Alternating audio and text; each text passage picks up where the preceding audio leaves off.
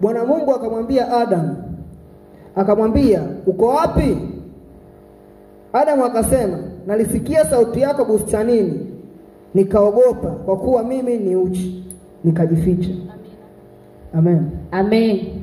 Tunaona hapa Adamu anaulizwa, uko wapi?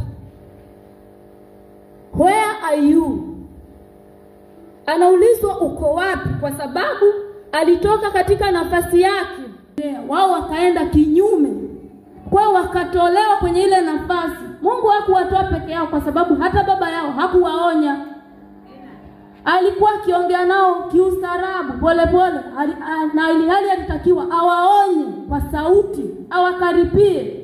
Pale alipoona ameshindwa, angewakabidhi kwa Mungu, angemwambia Mungu, yeye angeshughulika nao.